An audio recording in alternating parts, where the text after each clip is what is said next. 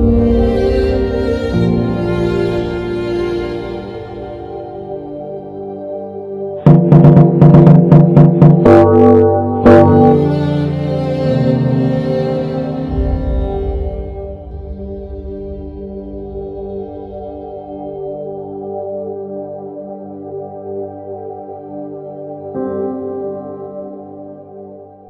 am continuing to read Two Masters and Two Gospels, Volume 1, The Teaching of Jesus versus the Leaven of the Pharisees in Talk Radio and Cable News by J. Michael Bennett. And this is part 6 of the chapter, James Fifield Jr. and the Little-Known History of American Clergy Riding the Beast of Government, Big Business, and Wall Street. Before I continue, I'm going to read the last paragraph from part 5. It sounds like Jesus came to Eureka Springs to stay, via the humble outreach of some longhairs, who the religious right would cringe about and denounce. For he whom the Son sets free is free indeed, and not by some libertarian definition of liberty. And by Jesus, I don't mean a big tall statue of Jesus that looks like a milk carton with head and arms. As I concluded the research and documentation on these gentlemen, I saw mention a few times of a 1953 reference book that some saw as definitive of the era of those demagogues in their golden age, entitled Apostles of Discord by Ralph Lord Roy. I afterwards chanced across a used copy of such, which I was fortunate to obtain, since it contains a wealth of further information on these men and their hijinks and other collaborators in their deeds and like-minded figures that fostered anti-Semitism and racism amongst the clergy and Christian followers specifically, all in the name of Christ. While the 1953 time frame of this work misses much of the development of events, both personally for these men and nationally and globally, in the decades ahead, it is an eyewitness account of these men in real time, when their deeds and the Red Scare, racism, and the Roosevelt-Truman-Eisenhower controversies were well underway, and it supplies further details that historians decades later tended to miss, as well as verifying the more salacious details of these figures we have documented.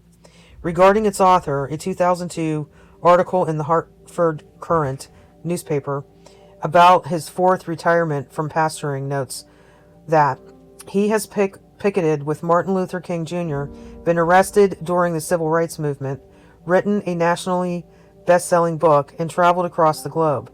Yet these are only some of the accomplishments of the Reverend Ralph Lord Roy in the last 50 years. After serving as minister of 10 churches, Roy, 74, is retiring from First and Summerfield United Methodist Church. He earlier transferred from Columbia Law School to Union Theological Seminary, having felt the call to pastor. They add that Roy was swept up in the civil rights movement in the 1960s, along with many other Northern clergymen who joined a group called the Congress of Racial Equality, or CORE. In May 1961, the U.S. Supreme Court ruled that segregation on interstate travel was illegal. A group known as the Freedom Riders tested whether this ruling was actually being enforced. As part of this group, Roy was paired with an African-American minister on the bus to eat with and stay with in hotels. He described instances where Southern restaurants would suddenly close when they arrived for cleaning, but when they would wait until it reopened, they would be arrested for illegal assembly. They add that the following August, he participated in a picket at the White House in an effort to persuade President Kennedy to release from jail Martin Luther King Jr., with whom Roy said he had lunch many times. Later, Roy said he helped organize a large group of Northern clergymen to join a protest in Albany, Georgia, after receiving a letter from King urging him to become involved. The protesters were subsequently arrested, Roy's second arrest in 2 years. It was the largest group of clergy ever arrested, Roy said. They noted that prior to 1970, when Roy was assigned to a church in Clinton, North Carolina, he had worked solely in New York with chiefly African-American congregations. They also write that along with his work as a clergyman, Roy has written 3 books, one of which, Apostles of Discord, was a national bestseller. I look back at it with some chagrin, Roy said. I don't see how it became a bestseller. He has also written newspaper columns as well as occasionally doing radio shows. Roy said he discusses a wide variety of topics, including inspirational themes, the crisis in the church and politics. The crisis in the church and politics. I've always been interested in politics, but I have to be careful because I don't believe in using the pulpit to advance politics, he said. The cover of the book itself has endorsements of famed theologian Reinhold Niebuhr. Ralph Roy has performed an important task in his careful analysis. This book is a rather sobering reminder to us all that the worst corruption is a corrupt religion. National Council of Churches Chief Bishop Oxnam, an extraordinarily valuable piece of work. Henry Smith Leeper, false piety like false patriotism shields many a scoundrel. This careful study exposes some of the worst groups of hate-mongers in contemporary America. Herbert Philbrick, Apostles of Discord, clearly demonstrates the need for every layman and reader to re-examine and reaffirm the deepest roots of his spiritual beliefs, lest he be victimized by the extremists, both left and right, who are today successfully masquerading behind the clerical cloak and theological terminology, and others. Within its preface, Roy expresses the sincere concern that in his detailed documentation of the extremist groups within American Christianity and its media on both extremes, he might unfairly castigate sincere conservatives or liberals that do not hold bigoted or other dangerous views, or unfairly take the most egregious examples out of context. He might also reveal that some parties cavort with these agents of discord while not fully realizing their motives. He expressed an intention of revealing to them the dangers of their ways, but also desiring not to paint all of Protestantism with the reputation of these bad players, but rather to accomplish a constructive good. He admits his status as a Republican of centrist tendencies, but provides extensive coverage of Christian subversives, what he calls the underground, although operating publicly, on both the hard right and communist infiltration as well, with a range of racist, bigoted, anti-Semitic, communist sympathizing, and anti-immigration and isolationist values and statements, all fully documented, as well as Christian libertarianism. Roy notes that at the time of the 1952 national election, nearly all extremist groups in the country appropriated General Douglas MacArthur as the symbol of their cause, and sought to spur a countrywide attempt to sabotage the national tickets of both major parties. One of their weapons was an assemblage of third parties designed to counter the Jew control of the Republican and Democratic organizations, as in 1948. The Protestant underworld inaugurated the Stop Ike the Kike campaign, with the aforementioned Reverend Gerald L.K. Smith noting the description of Eisenhower as the terrible Swedish Jew from his West Point yearbook, and a chant showing Roosevelt's Jewish ancestry. Younger readers should be aware that General MacArthur was in command of all U.S. forces in Asia in World War II, and in command of the UN armies in Korea in that conflict, and willing to defy the commands of President Truman and the Allies and continue to attack North Korea, and the likelihood of nuclear war with both the USSR and China, with a belligerence that required his dismissal, but the admiration of American extremists and warhawks. He adds that a number of hyper-conservatives met in early August to nourish the Constitution Party, a splinter fringe born in New York City in early spring 1952, to work for the nomination of MacArthur. The new group elected as co-chairman Percy L. Greaves, consulting economist of the Christian Freedom Foundation, publishers of the Christian Economics, and Mrs. Suzanne Silvercrise Stevenson. Smith told his followers that we propose that the great white Christian vote shall be the new balance of power in American politics. In many states, our vote will be the determining factor. In November, and by 1954, we will be the most vital political entity in the United States, organizing the Christian Nationalist Party and getting MacArthur on the ballot in 14 states. Smith later feared that with their failure, widespread conscription, the draft, would occur and cause the repeal of the McCarran Immigration Act so that 20 million Jews and colored will be dumped on American shores. They proposed to see to it that never again will the great white Christian majority population of America be able to express majority power. sounding much like the Trump campaign and followers today. Another key evangelical figure and apostle of discord of the era that Roy documents that has not been covered to date is Gerald Winrod.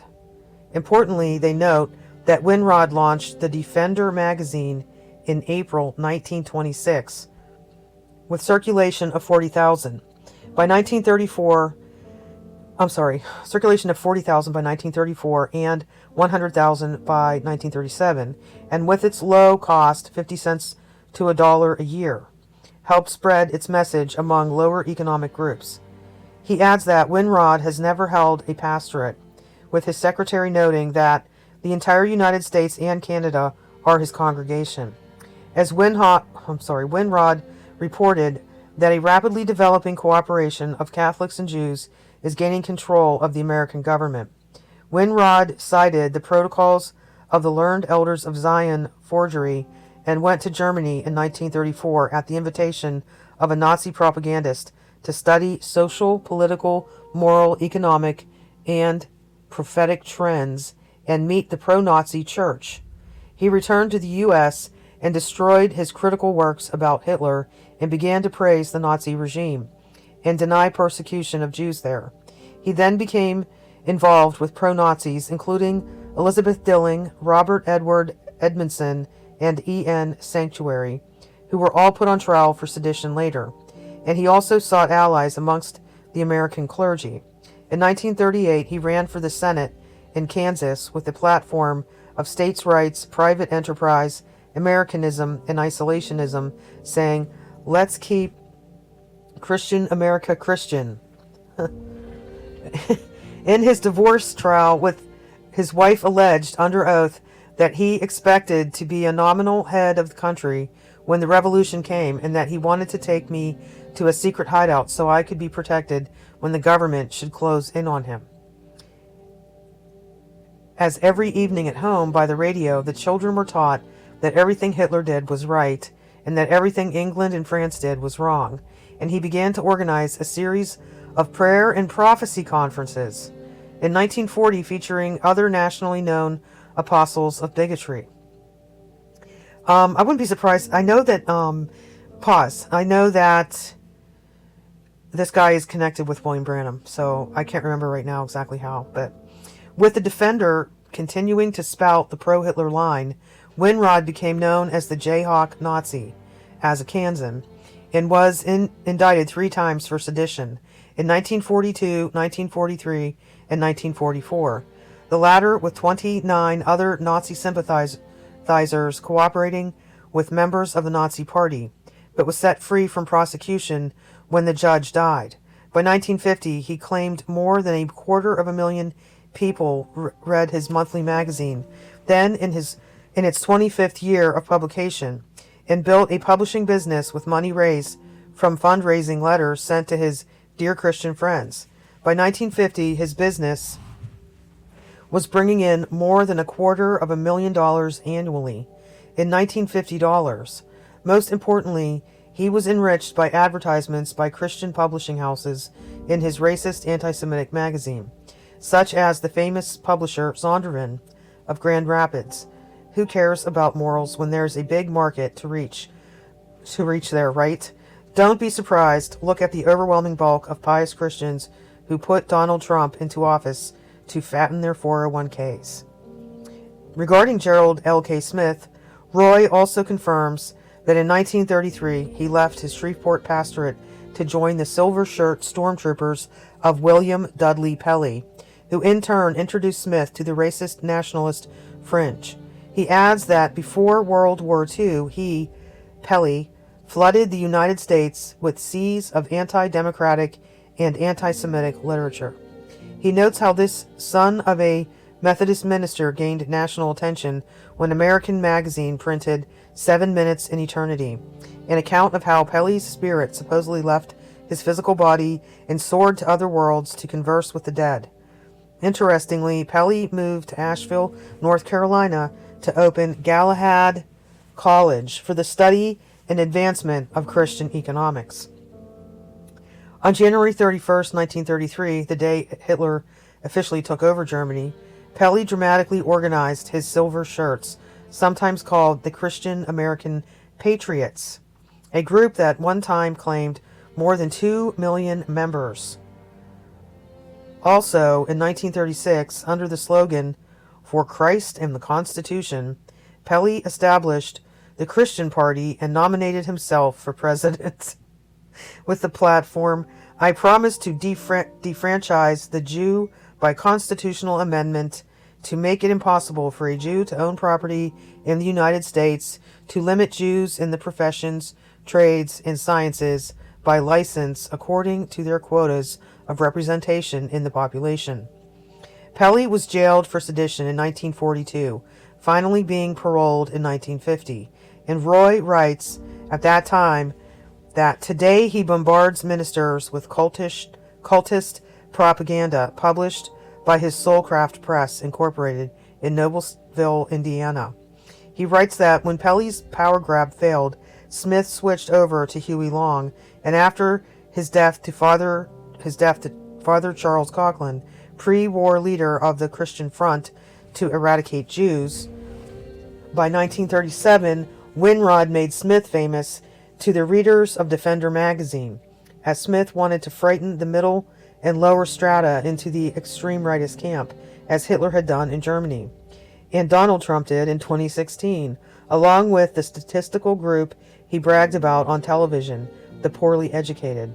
Smith warned followers on the radio that if they didn't get behind him, there would be a Bolshevik revolution in America, while he defended a white Christian America. Meanwhile, his periodical, The Cross and the Flag, was listed by the Justice Department as a propaganda vehicle for alleged seditionists. Smith renewed his efforts to launch a great nationalist party after the war, and in May 1946, he brought together a score of important nationalist leaders in the hope of uniting some 68 extremist groups under his leadership, including the Kenneth Goff of Christian Youth for America, Frederick Kister of the Christian Veterans of America, Larry Asman of the Christian Veterans Intelligence Service, Jeremiah Stokes of the Salt Lake City Pro-American Vigilantes, and others, organizing the Christian Nationalist Crusade, which also used front groups like the Patriotic Tract Society, the Midwestern Political Survey Institute, and the Committee of California Pastors, amongst others, with Winrod in alliance with Smith until their break in 1947. Smith also began the Christian Nationalist Party for him to head their ticket for the 1948 presidential elections, with their platform calling for the deportation of Zionists, the dissolution of all Jewish Gestapo organizations, and the shipping of Negroes to Africa, and the liquidation of the United Nations, and asking the question, shall the lovers of Jesus Christ or the enemies of Jesus Christ determine the destiny of America? Depending upon the estimates of Smith or other sources, his circulation of his Cross and the Flag periodical started in 1942. 10 years later was from 25,000 to 90,000. The main points he drove home in his 32-page publication included the preservation of our Christian faith against the threat of Jew communism, a conspiracy to abolish Christian civilization and the Church of Jesus Christ, the preservation of our national sovereignty against the Jew-financed plot for world government, the preservation of our racial self-respect against a campaign to mongrelize our race and mix the blacks with the whites, and the preservation of our national tradition threatened by the immigration flood. As Smith claimed that he distributed 1 million pieces of literature monthly on such themes to receptive Christian audiences, including items such as Roosevelt's Jewish ancestry and the Negro's place in a call of race. Sorry, I had to pause for a minute, so the page has shifted. Continuing. While tens of thousands to hundreds of thousands of patriotic conservative Christians enthusiastically received and were conditioned or reinforced in those views by Smith's media products and those of allies, Then, in the good old days of the pious 1950s, with the exception of the Jewish connection removed by Zion's influences with conservatives apart from the alt-right, it looks like many of the same positions are retained by conservative media and its supporters in the Christian community today.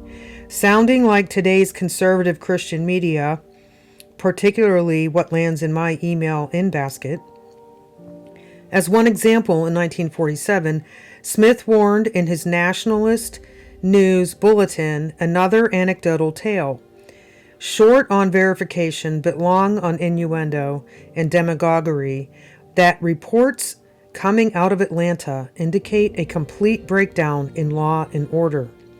Citizens are buying their own private guns to protect themselves from rapists and robbers. Private citizens do not feel safe to walk on the street day or night. Another financier of the Christian nationalist crusade that Roy identifies is George W. Armstrong, millionaire octogenarian of Natchez, Mississippi, while noting that the Armstrong fortune, sometimes estimated in the scores of millions in 1950 dollars, came from steel, oil, and southern plantations, and being the son of a Methodist minister. Through his Judge Armstrong Foundation for charitable, religious, and educational undertakings, Smith gave Armstrong the 1953 Henry Ford I Memorial Award, and described him in The Cross and the Flag as one of the few great businessmen of responsibility who have been unafraid to attack and expose the political program of international Jewry, and who targeted then the Federal Reserve Board, and with his fierce hatred for the New Deal and his gradual acceptance of crude racism.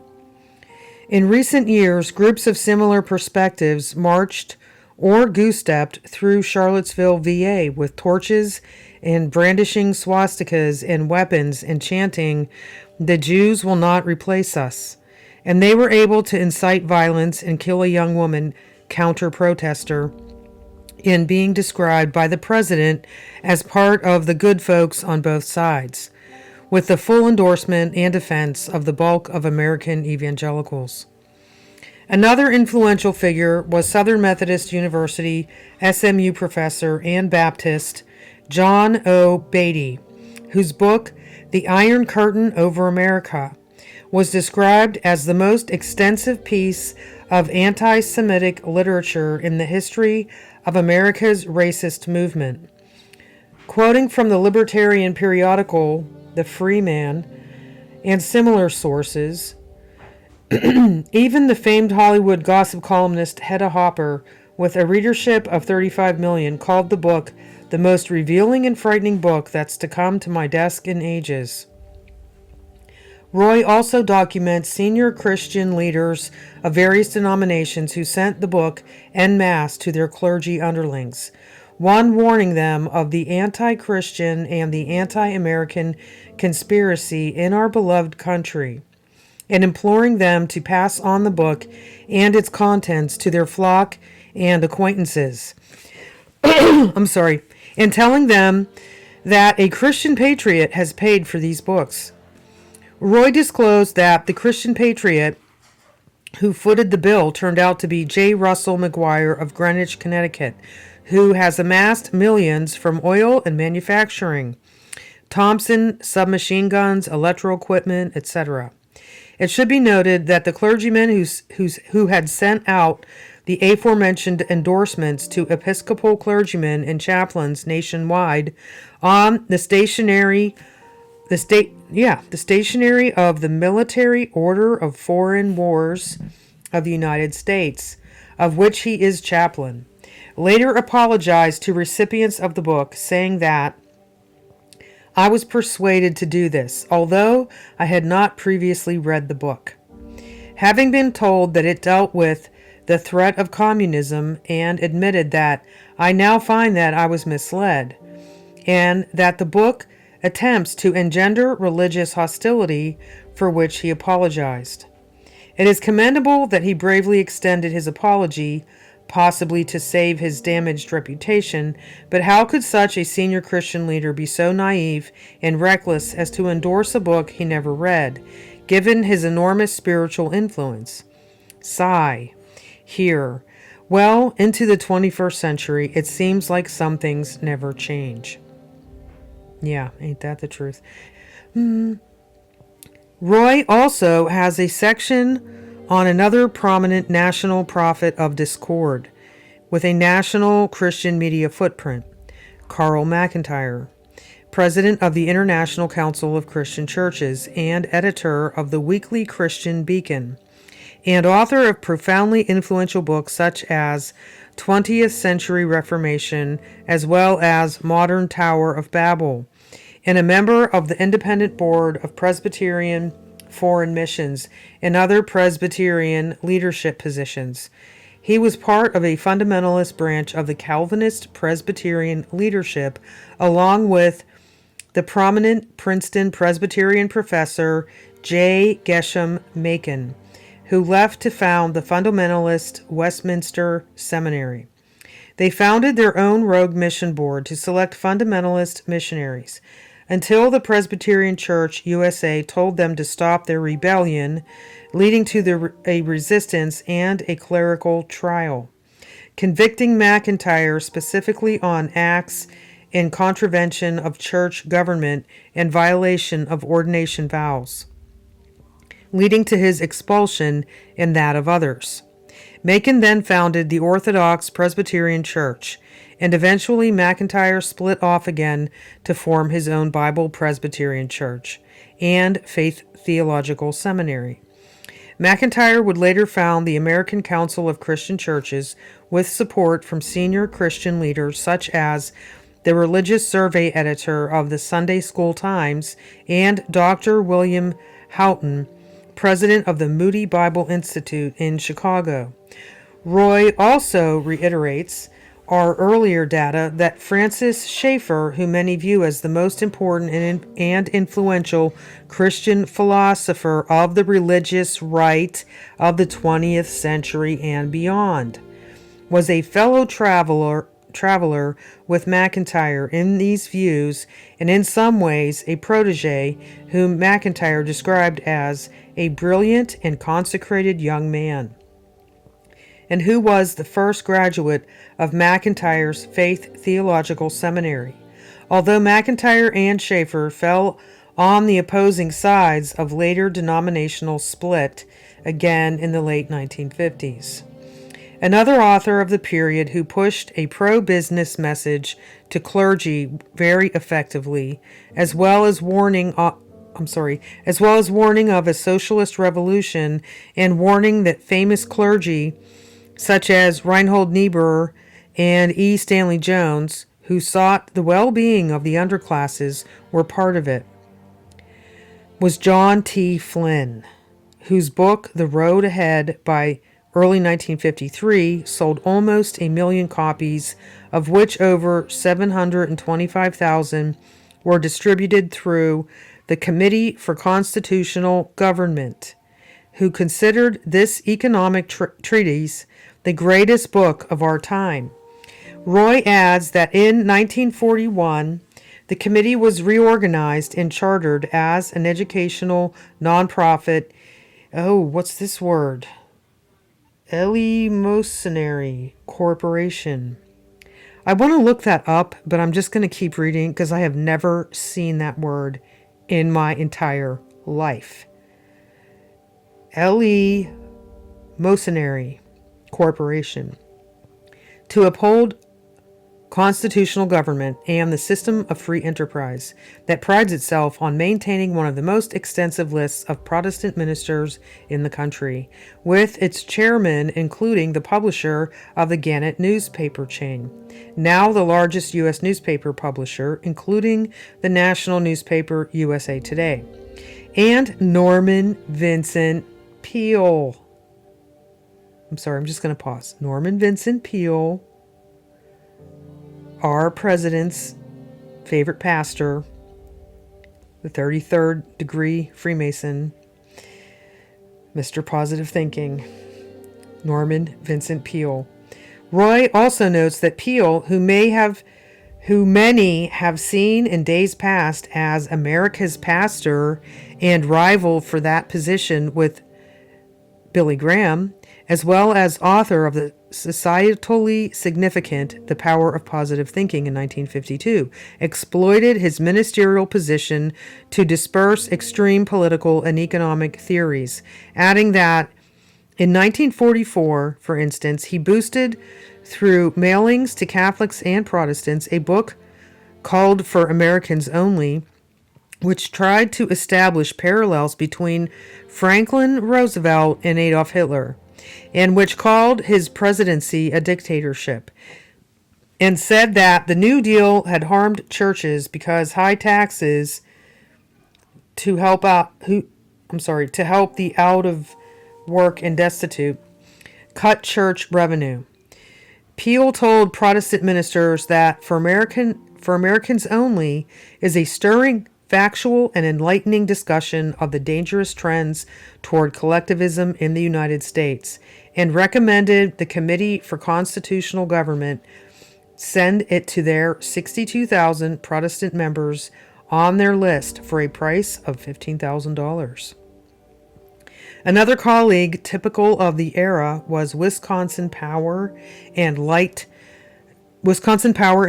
publicity agent Vern Kaub, who founded the American Council of Christian Laymen in 1949 to confront socialism in churches, and was known for writing and distributing the leaflet, Jesus Was a Capitalist, teaching that Jesus worked with his father in the construction business in the glorious age when there was no labor union to meddle with prices and wages, and also wrote Collectivism Challenges Christianity, which taught that America was founded on Christian principles, which led to private enterprise.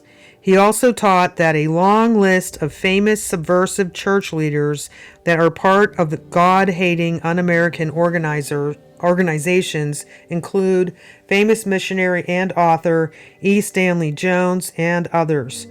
Even the Methodists, the largest single Protestant denomination in America at the time, got in on the act. Roy writes that a conference of Methodist laymen was convened in Chicago in July 1935.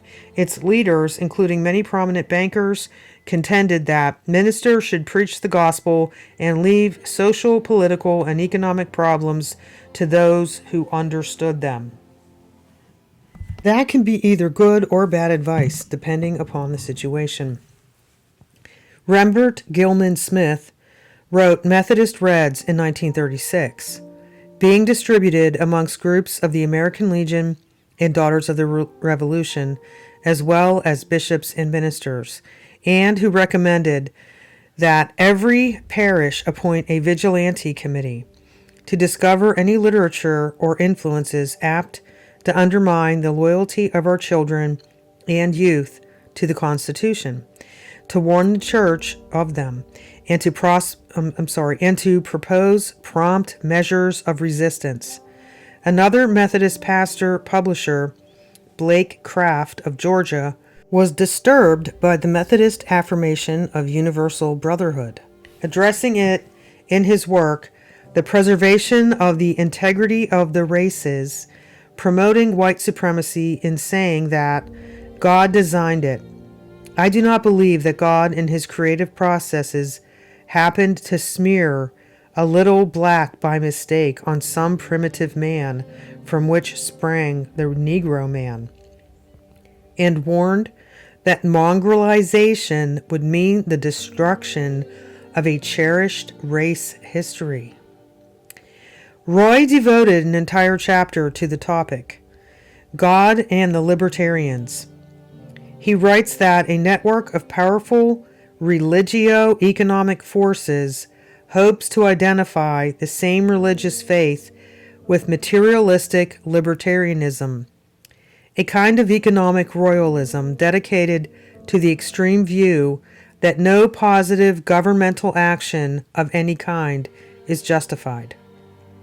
He adds that These groups are well financed by big industry, endorsed by influential, sincere citizens, and intent on establishing a firm alliance between Protestant piety and unrestrained economic individualism. He says they are not truly conservative, but rather reactionary, eager to return to the 19th century rampant individualism that long since has been outdated by the increasing complexities of modern society. The doctrinal laissez-faire or hands-off approach of government towards business and the economy, which they profess, is as much an enemy of reputable conservatives as it is of those who hold liberal economic views. In fact, in this naive trust in the perfect working of an unchecked natural order are the seeds of social irresponsibility and even anarchy. Well said, Brother Roy, well said. He says he concentrates in this chapter on the current attempt to inundate Protestant ministers and laymen with free literature popularizing this reactionary point of view. He briefly speaks of spiritual mobilization, noting its claimed membership of 17,000 representatives amongst the clergy, while 100,000 clergy and laymen receive faith and freedom, which is conspicuous for its intellectual facade. He also notes its select advisory committee included J.C. Penney, the department store magnate, as well as Norman Vincent Peale, although they have no function other than add their prestige. He also announces that Reverend Kenneth W. Sollett of First Baptist Church in Mendota, Illinois, won the Big Cash Prize for the 1951 Independent Sermon Competition, held by Spiritual Mobilization, which was sponsored again in 1952, and Sollett's articles began to appear in Faith and Freedom.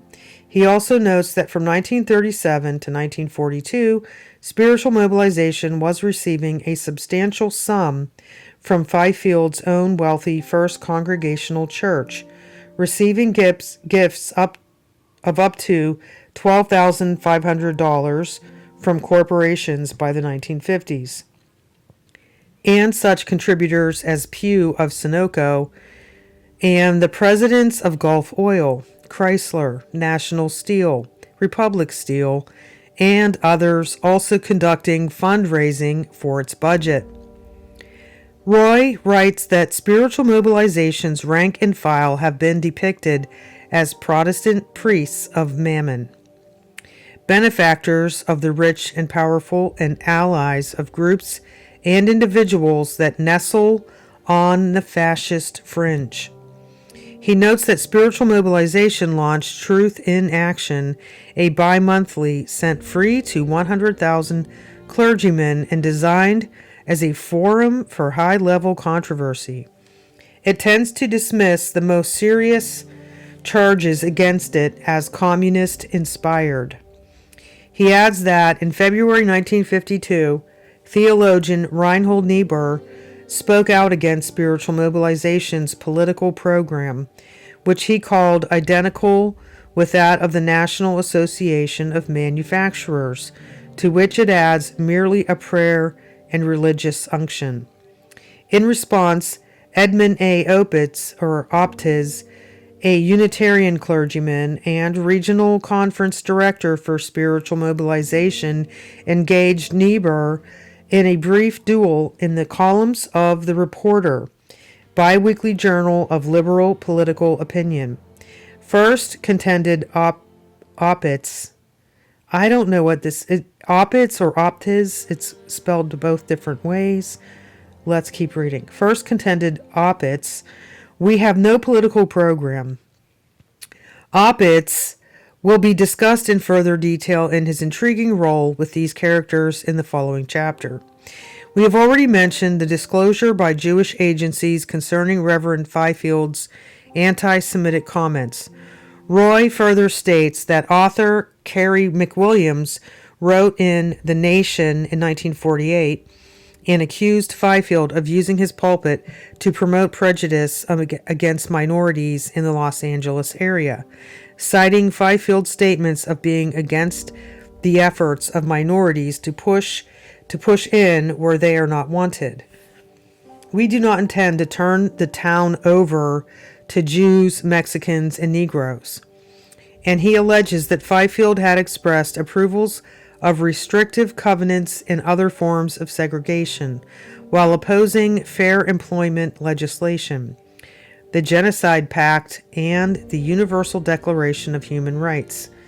In response, Spiritual Mobilization's Vice President Ingebrigtsen accused the author of lifting the quotations indiscriminately from their context and characterized him as a known communist sympathizer. A popular smear at the time to divert the public from the facts of assertions raised and to impugn the whistleblower. Much like people might be labeled liberal today to dismiss any accusations, even when accompanied with hard evidence, to discourage serious consideration by conservative Christians and others. Pause. I'm just going to say in this context that if you point out things that are wrong on the right, then, people are going to call you a lefty. People say that to me. I'm not a lefty. But I feel like for Christians that it's good to know the things that are deceiving us in our camp, so to speak.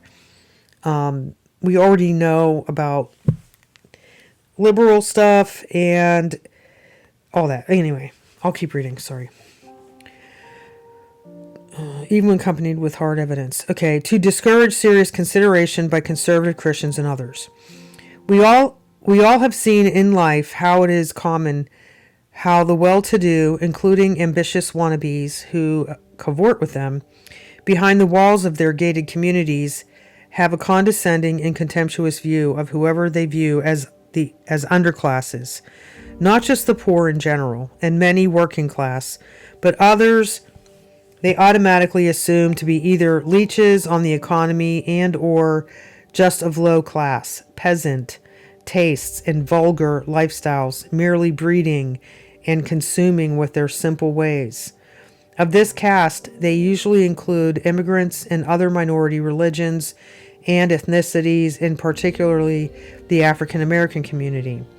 We see these types of people publicly at times, such as Los Angeles Clippers owner Donald Sterling, who was exposed of having segregationist views, even criticizing his young mistress of physically appearing alongside Magic Johnson, and similar statements of his about other African American superstars, earning him a lifetime NBA fine, as well as similar actions against minority tenants in his portfolio of building projects, including statements alleged in lawsuits wherein he stated that Hispanics smoke, drink, and just hang around the building, and that black tenants smell and attract vermin.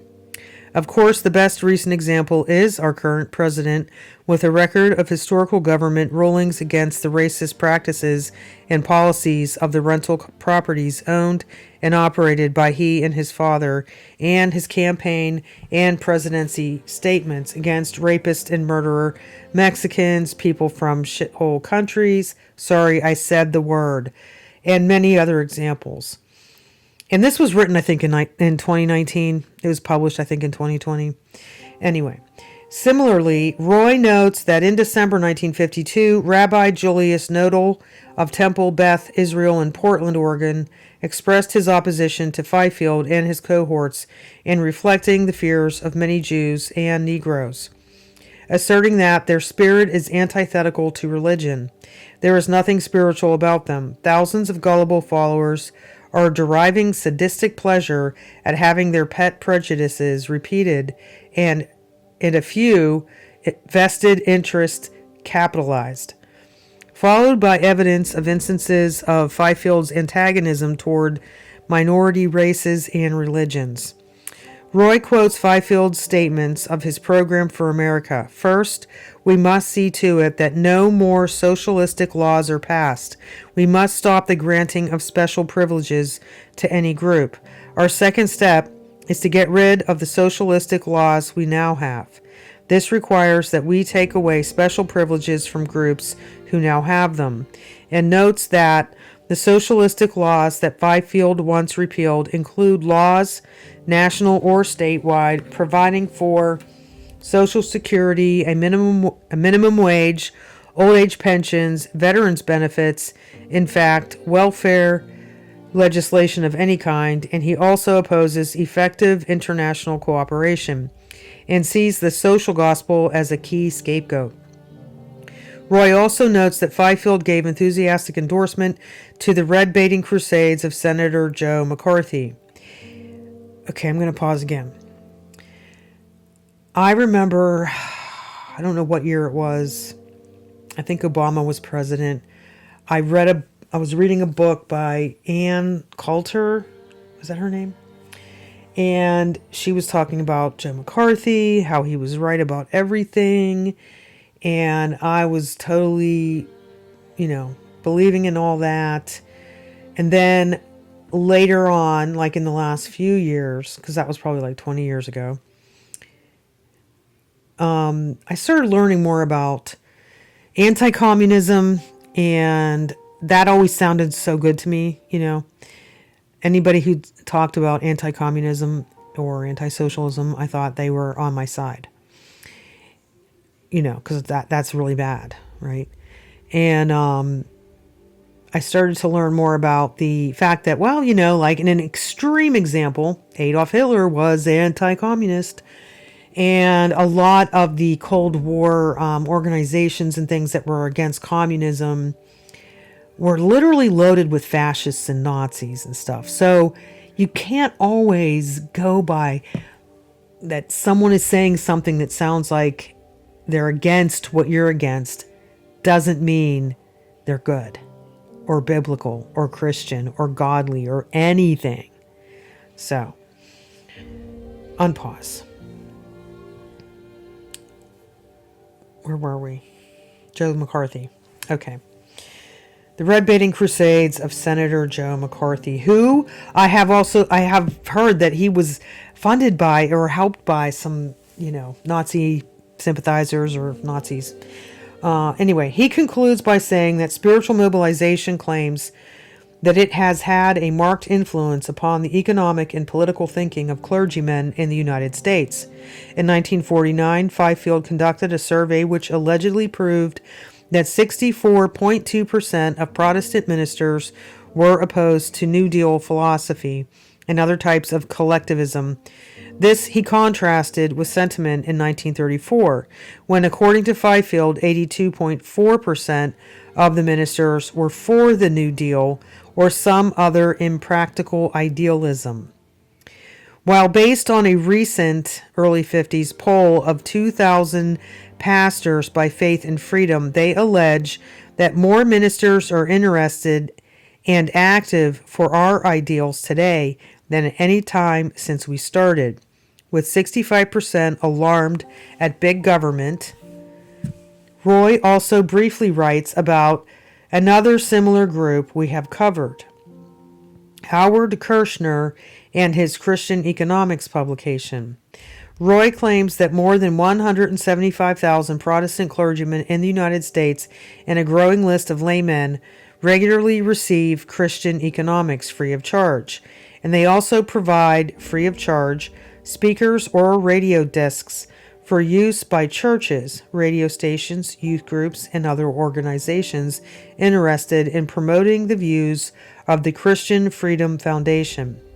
And he also notes that one of the most effective devices for reaching laymen, a technique developed during the past months, is the sending of free reprints to ministers for weekly insertion in their church bulletins. He also notes that working with Kirshner in the New York office is Percy L. Greaves, the Foundation's consulting economist and former aide to a number of ultra-conservative interest groups and congressmen, and who established the Foundation for Freedom, Inc. Roy adds that the Foundation lasted only long enough to publish Operation Immigration, a Greaves pamphlet on proposed legislation for displaced persons, where Graves warned that if we Americans open our doors to the dregs of Europe, our standard of living will be lowered and our moral leadership undermined. And he made it appear that only undesirables were being brought in as displaced persons, i.e., refugees. Does this sound familiar to our recent presidential administration? I'm sorry, it's just now that we're in February of 2026 with all this ICE stuff going on, and it just sounds like, yeah, history repeating again. Okay, both Greaves and Christian Economics fought the nomination of candidate Eisenhower, whereas General MacArthur, who directed General Patton to fire on and kill protesting World War I veterans, was hailed as a statesman of the highest order, and more than 50 clergymen, many of them distinguished, serve on the Foundation's board of directors, including, again, Norman Vincent Peale. Wow, he keeps popping up here. What's up with that? Christian Economics occasionally included negative letters amongst its many supportive clergymen letters in its periodical. Roy quotes one Vermont preacher writing that, "Your paper would be honest at least, and not deceive so many gullible clergymen if you rightfully called it big business propaganda." Kirshner himself suggested that 60% of such letters exhibited strong approval, and 20% sharply critical.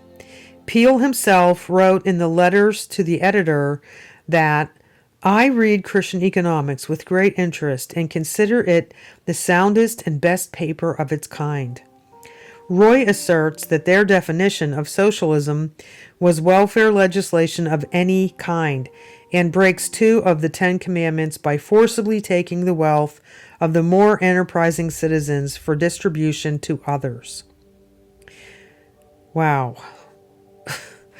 Roy also discusses Leonard Read's Foundation for Economic Education, a long-time lasting foundational organization of libertarian ideological promotion as a think tank, noting that Read was a member of the advisory committee of Fifield's Spiritual Mobilization.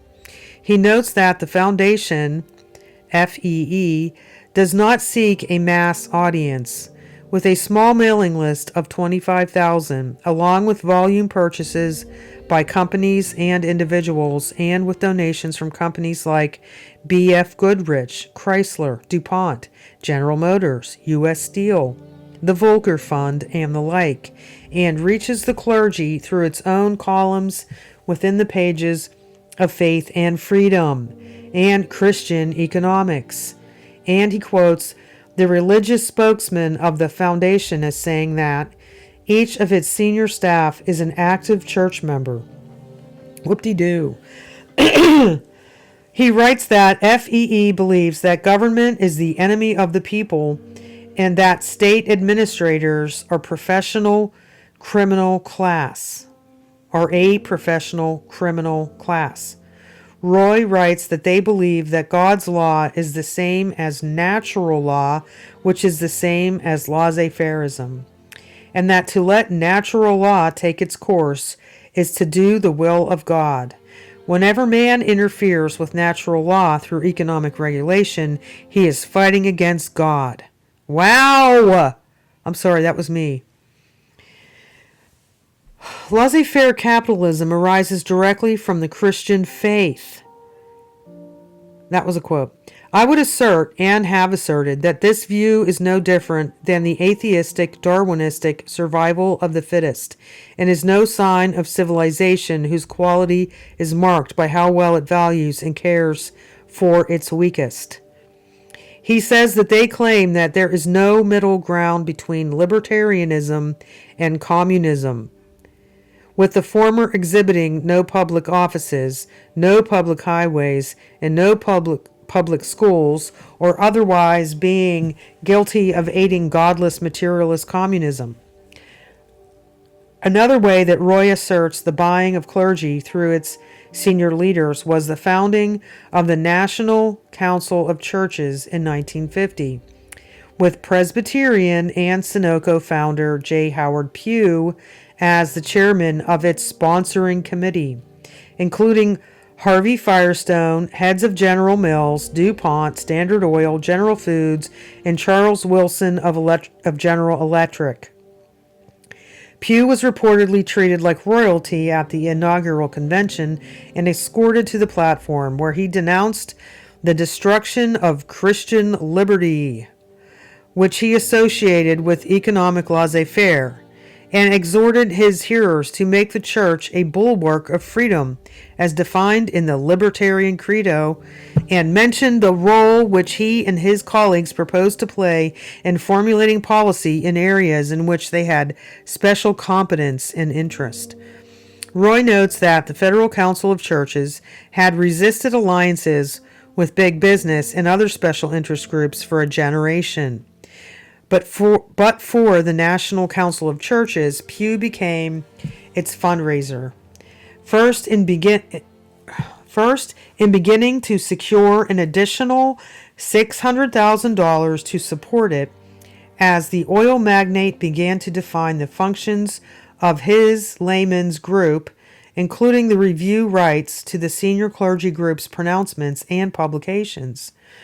Roy notes that Pugh had been a heavy contributor to the activities of many apostles of discord, and also states that Carl McIntyre once solicited $50,000 from Pugh to finance one of the divisive missionary jaunts to the Far East, and is a major funder of spiritual mobilization and the Christian Freedom Foundation, underwriting a major share of the latter's budget. Roy states that J. Howard Pugh has probably been the major force behind the current revival of the archaic economic thought of the late 19th century. Through these nonpartisan educational fronts, he effectively promotes his own ideology. Pugh also played a major role in soliciting funds by his personal emergency appeals to other corporations, with over 1,000 of them placed on the list of contributors. Roy summarizes by stating that what does this power struggle mean for the future of social concern among the Protestant churches? Most churchmen hope that the representatives of moneyed interests, sincere though their antiquated views may be, will be converted to less extreme views. But Pugh is not surrendering. The famed theologian Reinhold Niebuhr wrote that there are indications that a long period of creative tension between the clerical leaders of American Protestantism and the American business community is coming to a close with the triumph of the business community over the churches. To this, Roy asks, will Protestantism retrogress to its 19th century alliance with economic privilege when its social theories echoed the heartless notion of survival of the fittest, which too often meant the exploitation of the have-nots by the haves? He writes, remember back in 1935 that the libertarians aim to mold public opinion their way, and they view the churches as desirable instruments through which to propagate their antiquated views. They hope to convince churchmen that all welfare legislation is tyrannical, socialistic, and un-American. Those who oppose Social Security, pensions for the blind and aged, veterans' benefits, laws to protect laborers from abuse and farmers from disaster, and every other legal expression of humanitarian concern, including public schools, parks, and libraries, will want to join the libertarians in their campaign to turn back the clock. There is grave danger, however, that by vague and emotional appeals to freedom under God, channeled through mass media that only big money can afford, Protestants will be lulled into complacency while aggressive libertarians try to rob the nation of its cherished inheritance. Okay, I'm going to pause there. This is the end of part 6. And wowee! This is very interesting, and I think it's really, at this time in history, it's really good to learn more about how American Christianity and conservatism was formed. And I will admit, there's a lot of things I'm reading that I'm like, what, because I'm out of the, I feel like I'm out of the like political sides of things. I've seen a lot about fakery in the Christian right and the religious right and conservatism. But it's just a lot to think about. It's a lot to process. And if you're like me and you've been in this camp and now you're like re-examining some of these things in the light of our current times, it's pretty mind-blowing how many of our, conservative ideals, especially economics, have come from, been bankrolled by big business. It's crazy. So anyway, once again, this is the end of part 6.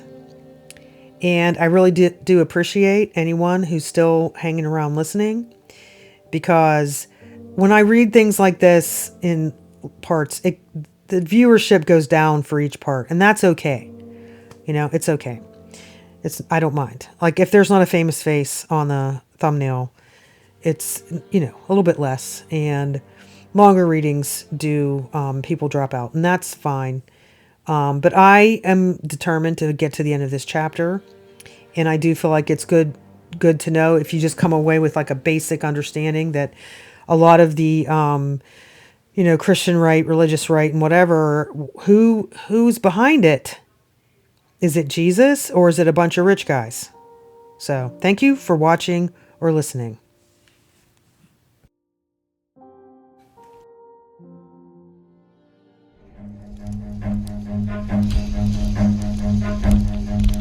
Run.